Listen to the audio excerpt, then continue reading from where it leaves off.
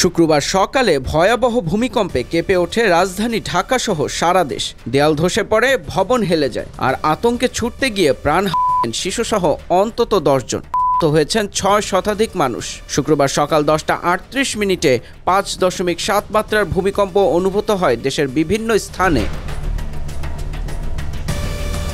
সবচেয়ে বেশি 5 জনের মৃত্যু হয়েছে নরসিংদীতে, ঢাকায় 4 জন ও নারায়ণগঞ্জে আছেন 1 জন শিশু।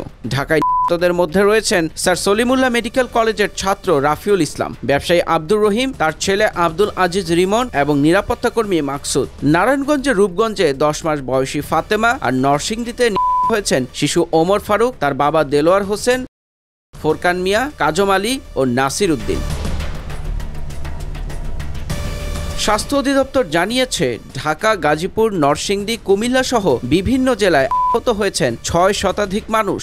ঢামেকে 44, সলিমুল্লাহ মেডিকেল কলেজে 20, পঙ্গু হাসপাতালে 99, গাজীপুর তাজউদ্দিন মেডিকেলে 90, শ্রীপুর উপজেলা স্বাস্থ্য কমপ্লেক্সে 155, টঙ্গীর শহীদ আহসানুল্লাহ মাস্টার জেনারেল হাসপাতালে 85, নরসিংদী জেলা হাসপাতালে 55 জন সহ বিভিন্ন হাসপাতালে চিকিৎসা চলছে তাদের। স্বাস্থ্য অধিদপ্তরের পরিচালক মইনুল আহসান বলেন, অনেকেই আতঙ্কে লাফিয়ে পড়ে আহত হয়েছেন। জরুরি চিকিৎসা চলছে, সরকার সব ধরনের ঔষধ সরবরাহের চেষ্টা করছে।